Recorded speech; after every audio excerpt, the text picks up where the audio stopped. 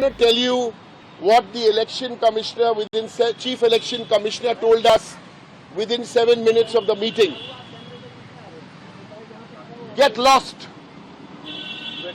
This is what the chief election commissioner told the Trinamool Congress delegation. Get lost का हिंदी क्या होता है? ঘটনার সূত্রপাত সোমবার গভীর রাতে কমিশনের প্রকাশিত তথ্যকে কেন্দ্র করে। গত 8 ফেব্রুয়ারি প্রকাশিত চূড়ান্ত তালিকায় প্রায় 66 লক্ষ ভোটারের নাম বাদ গিয়েছিল। তখনও জানানো হয়েছিল প্রায় 60,06,000 নাম বিবেচনাধীন রয়েছে, কিন্তু সোমবার কমিশন জানিয়েছে সেই 60 লক্ষের মধ্যে থেকেও 27,16,393 জনকে অযোগ্য ঘোষিত করে তালিকা থেকে ছেঁটে ফেলা হয়েছে। মাত্র 32,68,119 জন শেষ পর্যন্ত তালিকায় ঠাঁই পেয়েছেন। সব মিলিয়ে বাংলায় 91 লক্ষ নাম বাদ যাওয়ায় ক্ষোভে ফেটে পড়েছেন শাসক দল। তৃণমূলের দাবি, সুপ্রিম কোর্টের নির্দেশে বিচার বিভাগীয় অফিসারদের মাধ্যমে যে তথ্য যাচাইয়ের কাজ হয়েছে সেখানেও চূড়ান্ত অস্বচ্ছতা রয়েছে। বৈধ ভোটারদের নাম বাদ দেওয়ার পেছনে বিজেপি এবং কমিশনের যৌথ ষড়যন্ত্র দেখছে মমতা বন্দ্যোপাধ্যায়ের দল। তারই প্রতিবাদে বুধবার এই বিষয়ে কথা বলতে মুখ্য নির্বাচন কমিশনার জ্ঞানেশ কুমারের সঙ্গে দেখা করেন তৃণমূলের এক প্রতিনিধি দল।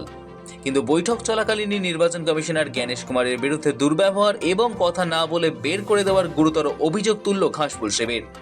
তৃণমূলের প্রতিনিধি দলের সদস্য ডেরেক ওব্রায়েন দাবি করেন, বৈঠকের 7 মিনিট পরই তৃণমূল সাংসদদের অপমান করে বেরিয়ে যেতে বলেন Gyanesh. We are the second largest opposition party in parliament. কি বলেছে ইলেকশন কমিশন? 7 মিনিট মিটিং করেছে। তারপরে আমাদের কি বলেছে? আমাদের বলেছে 4 জন সাংসদকে বলেছে এখান থেকে বেরিয়ে যাও।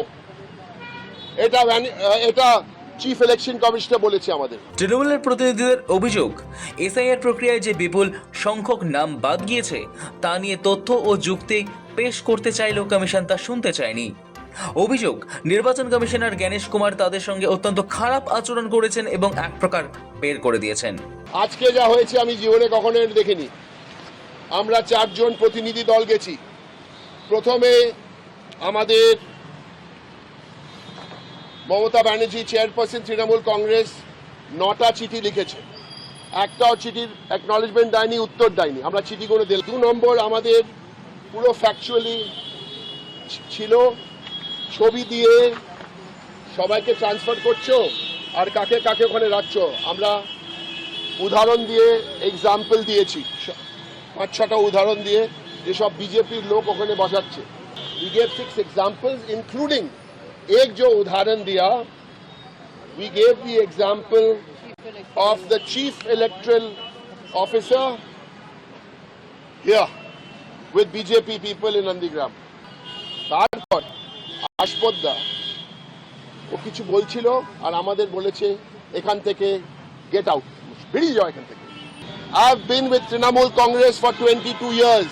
I've been in parliament for 16 years. We've met many constitutional authorities.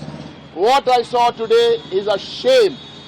I challenge the election commissioner to put out, if he must be having security, to put out the video. आज जो क्या हुआ, वीडियो नहीं है तो audio लगाओ, क्या हुआ आज। তবে জ্ঞানেশ কুমারের বিরুদ্ধে দুর্ব্যবহারের অভিযোগ এই প্রথম নয়।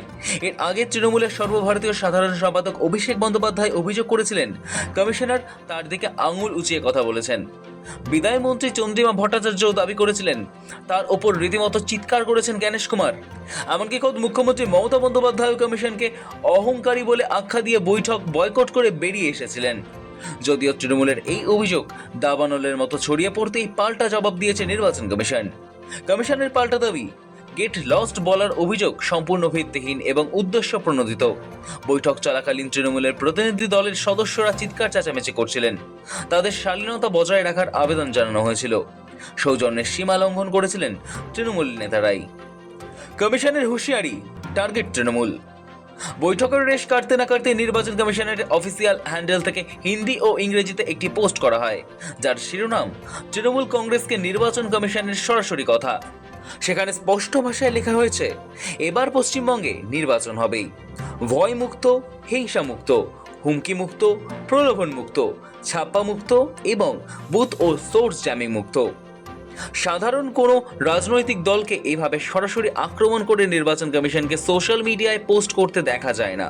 কিন্তু 91 লক্ষ নাম বাদ পড়া নিয়ে ডেরেক সাগরিকা সাকেতদের সঙ্গে বৈঠকের পর কমিশনের এই অবস্থান স্পষ্ট করে দিল যে 2026 26-এর ভোটে বাংলার শাসক দলের সঙ্গে কমিশনের সংঘাত চরম পর্যায়ে পৌঁছেছে।